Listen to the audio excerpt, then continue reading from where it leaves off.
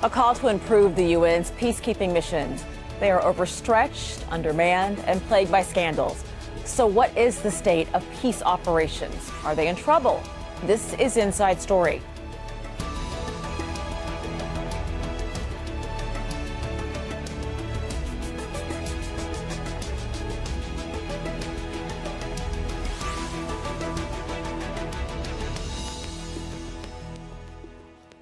Hello and welcome to the program. I'm Rochelle Carey. More than 100,000 UN peacekeepers serving in 16 missions on 4 continents. Their goal is to protect civilians, maintain peace and security. But their operations have not been without controversy, including allegations of sexual abuse. Demand for peacekeepers in conflict zones, it continues to rise, but the UN is struggling to keep up. 12 months after world leaders pledged to strengthen and modernize peacekeeping operations, the UK is hosting a follow-up to see where things stand. Defense ministers from more than 70 countries have met in London, as Sonia Gallego reports. Numerous abuse scandals that have implicated the UN's peacekeeping force has been the motivation for the summit in London. The purpose, to invest in measures preventing the abuse of residents in countries that have peacekeeping operations. Atul Khare, the UN Under-Secretary General for Field Support, said that the UN simply could not afford more lapses in peacekeeping conduct. Now, defense ministers from 80 countries are attending, including the US Defense Secretary Ash Carter.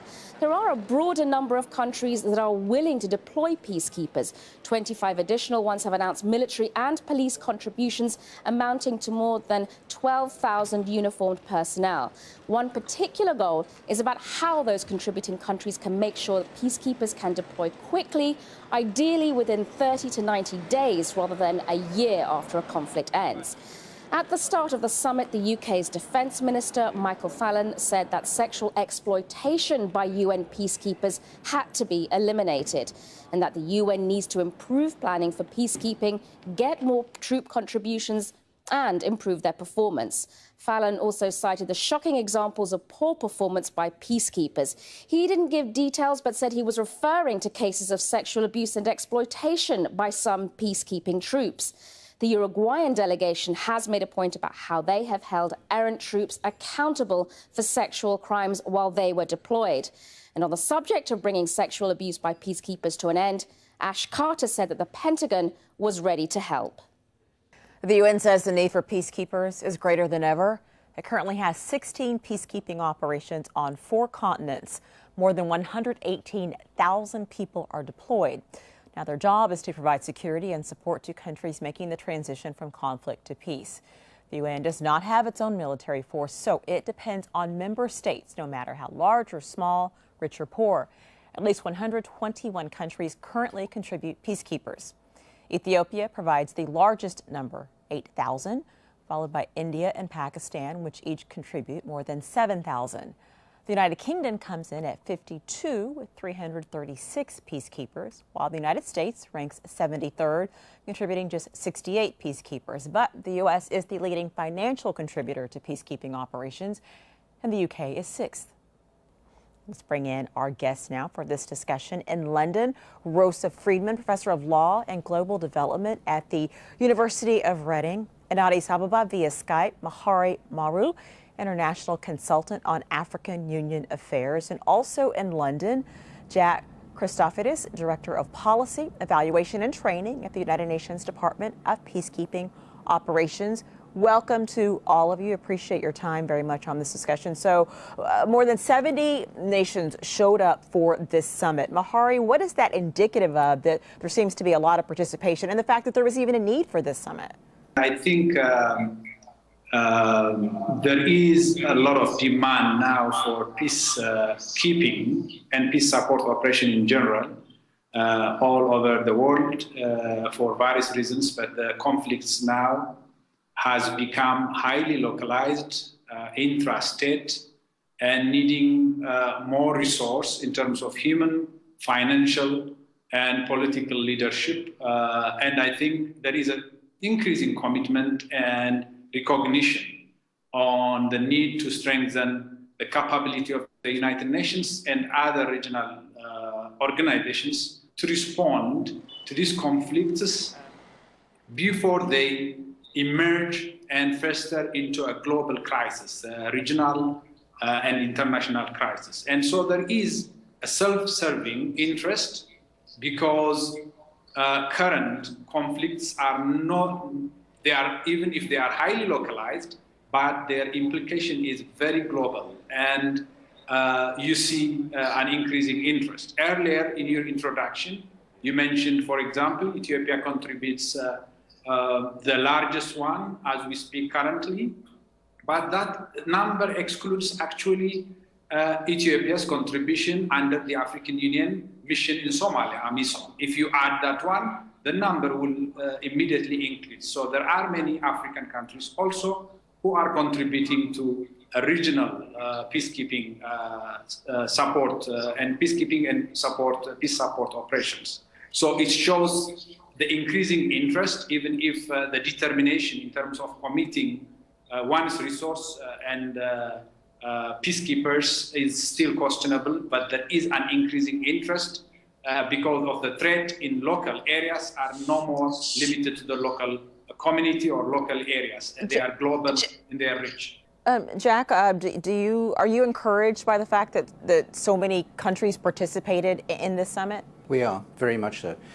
First of all, last year when President Obama called for the leadership summit, we had a number of very, very important pledges from across the world, actually. Over 50 new pledges. Since then, we've had almost 30 additional pledges.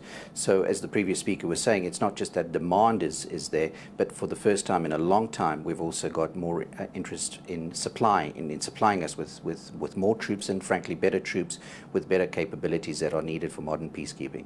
So very encouraged. And actually, we're going to come back to that point that you just made, Jack. But first, I want to talk to Rosa. Rosa, you were part of one of these roundtable discussions yesterday. Tell me what it's like. Tell me what you heard.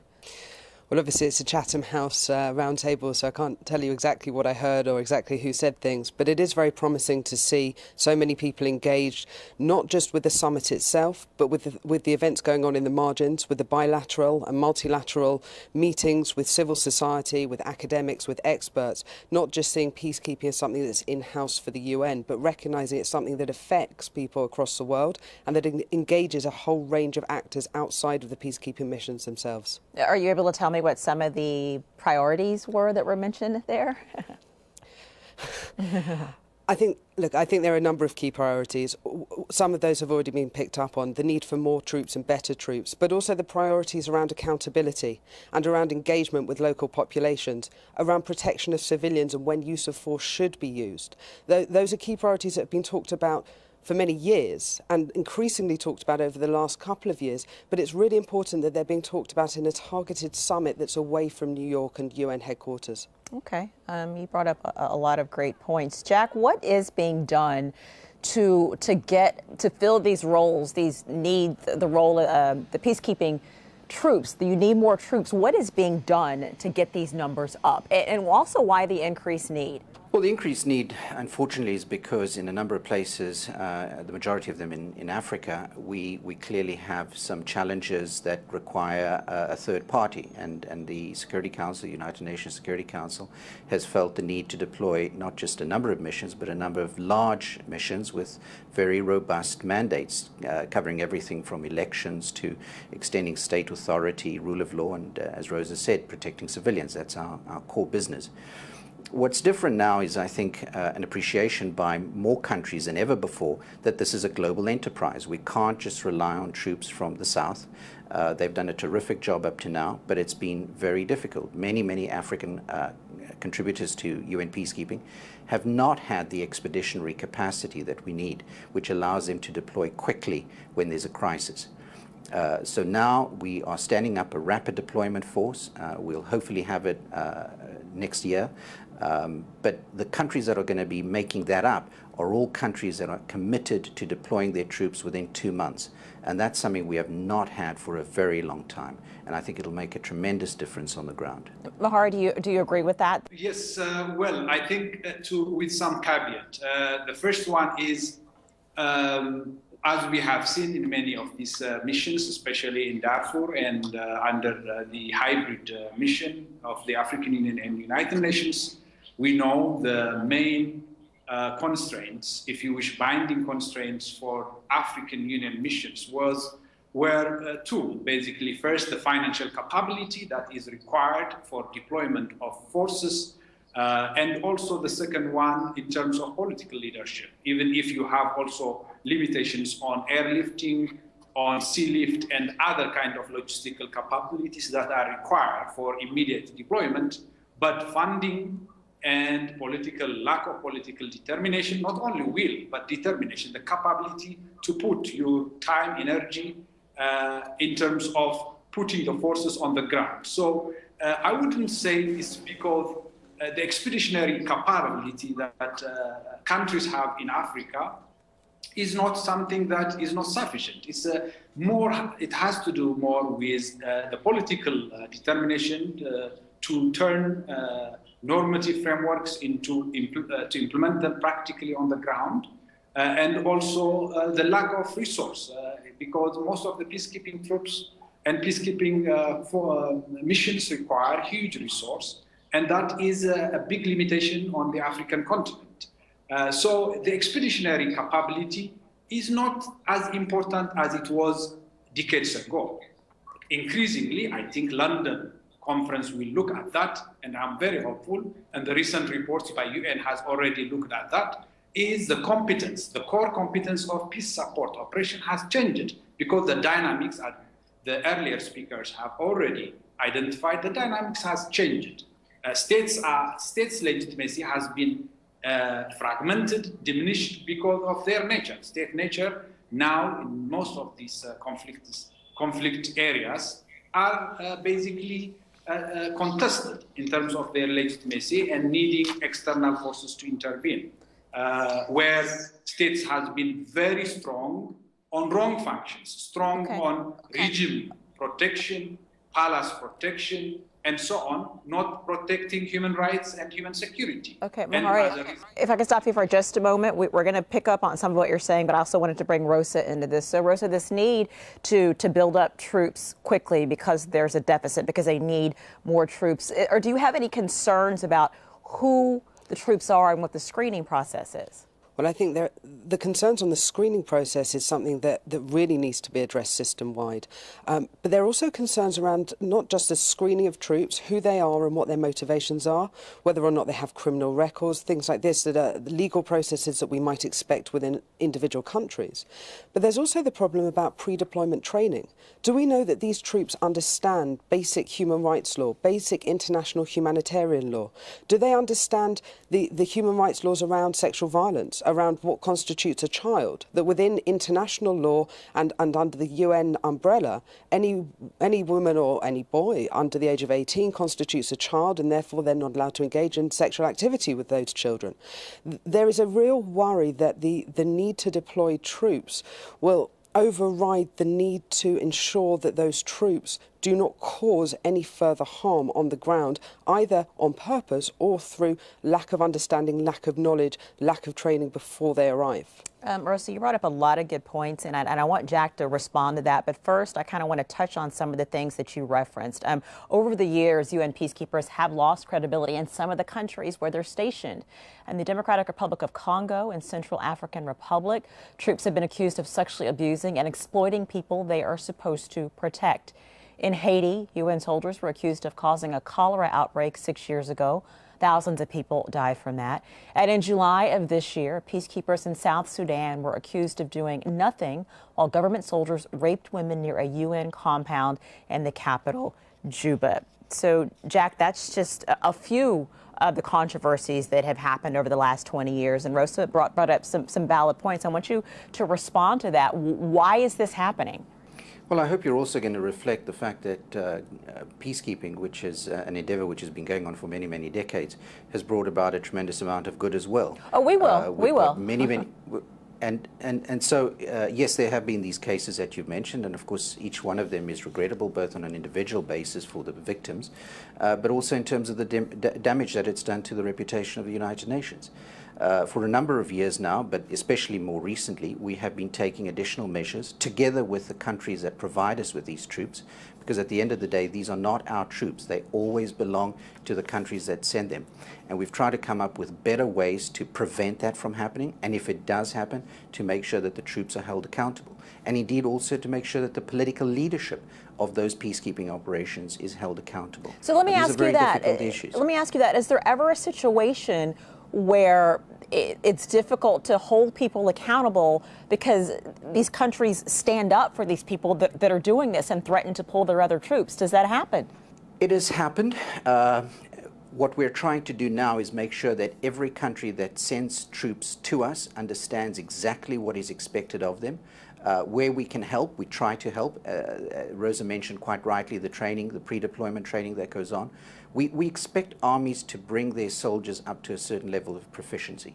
When they come over to us and they become blue helmets, we provide additional training, because it's one thing to be a national army soldier, it's a different thing to be a peacekeeper. As a peacekeeper, you're expected to do certain things and to avoid other things. And when those peacekeepers fall on the wrong side of that, we expect the countries to hold them accountable. It's our responsibility to bring those charges to the respective countries and make sure that those countries are actually dealing with it. Now, in the past, I'm sad to say, that has not always been the case. But I do believe, and today's meeting in London is an affirmation of that corner is being turned. Nobody wants to be responsible for their troops committing violations of any kind, misconduct or sexual. Rosa, it seems like you wanted to get in on this. Go right ahead. Jack, may I ask you a question on the accountability? We know that peacekeeping wasn't thought about when the UN Charter was drafted and when the Convention on the Privileges and Immunities of the UN was agreed. The frameworks that we have where troop contributing countries are supposed to hold accountable their troops for sexual violence or for other criminal acts when abroad doesn't even take into account the idea that many countries don't have extraterritorial criminal laws. They aren't able to prosecute their troops when they commit crimes abroad.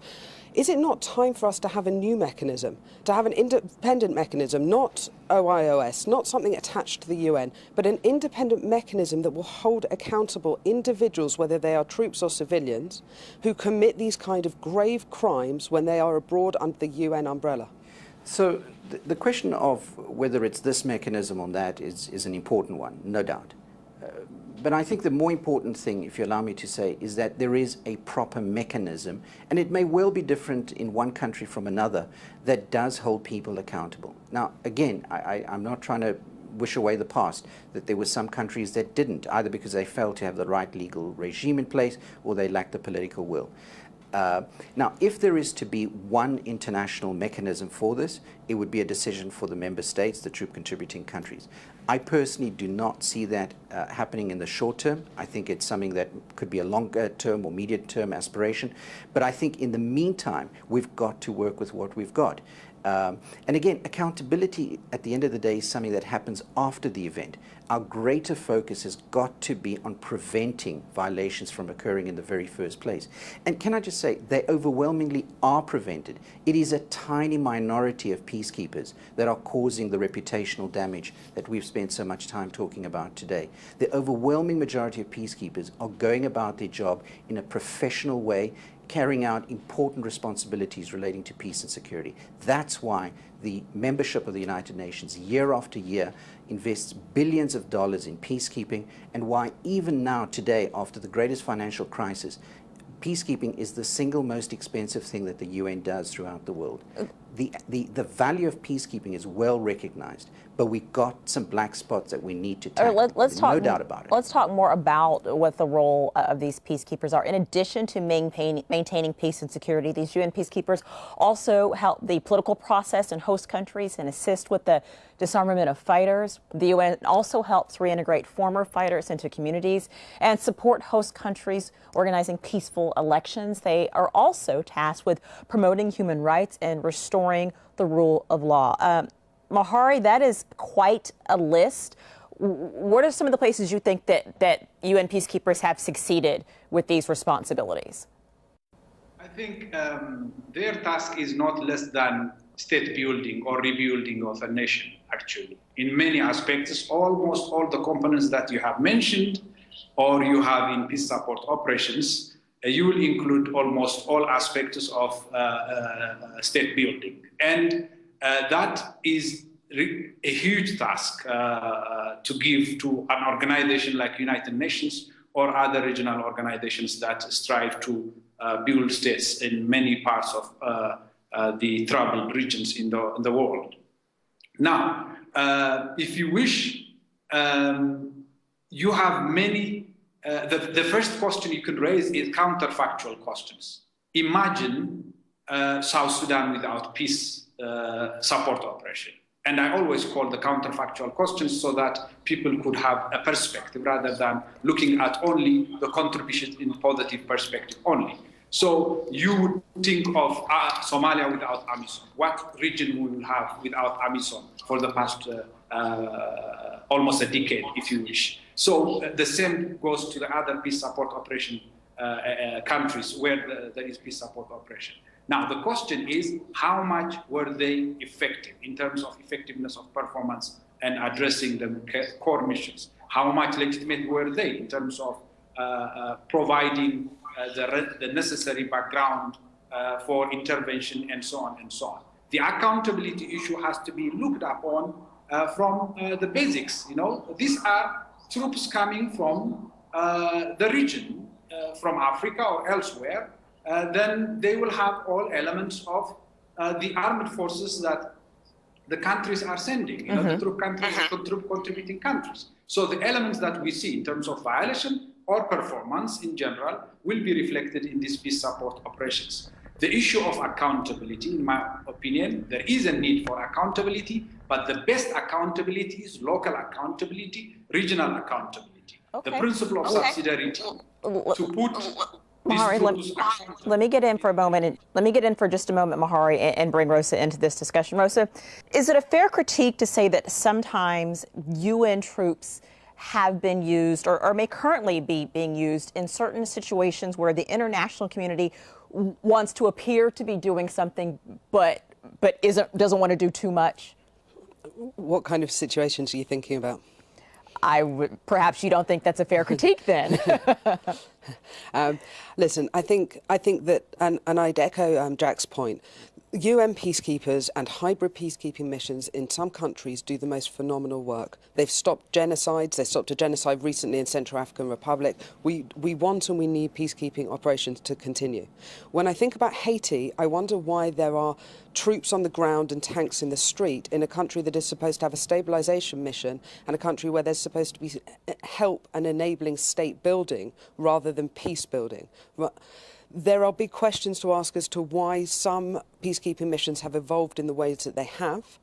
And the accountability aspect is only one part of why local communities do not engage well with the peacekeeping mission in Haiti, whereas local communities in Central African Republic who see the protection of civilian work that's been done by those peacekeepers, who really value those peacekeepers being there, who are literally saving their lives, will of course have a much greater affinity with and stronger relationship with those peacekeeping operations. I don't think we can lump all in together. I think we have to think about peacekeeping, yes, holistically, but also think about how we wrap up peacekeeping when it's no longer needed, and how the relationships change with local populations once conflicts have been settled and once political processes have had that space to grow. Jack, I see you nodding, and I'm going to let you have the last word. Do you think that that's a fair critique that Rosa brought up? I do. If you look at the track record over 7 decades, we've gone into places which have been burning, we've stayed, we've stabilized, and we've left. That's the ideal situation. Some of those experiences have been quick. I'm thinking of Mozambique, even in my own country, South Africa. But other situations, like in Congo, we've been there a long time, and we've been there more than once. The problems that give rise to in these countries are not easily solved by a foreign presence, even one with all the muscle that a UN peacekeeping operation has. We've got to work much more closely with governments, with the people on the ground, to try and bring about transformative change. but we're always going to realize the very great differences that exist throughout the world. In some places we welcomed and we bring about the most effective change. In other places we are not welcomed and it's hard going all the way. Thank you all for this very important discussion. I appreciate your time so much. Thank you to our guests, Rosa Friedman and Jack Christophidis in London and Mahari Maru in Addis Ababa. And thank you all for watching. You can see the program again anytime if you visit our website, aljazeera.com. For further discussion, go to our Facebook page. That's facebook.com/AJ Inside Story. Or you can also follow us on Twitter. Our handle is @AJ Inside Story. From me, Rochelle Carey, and the entire team. Bye for now.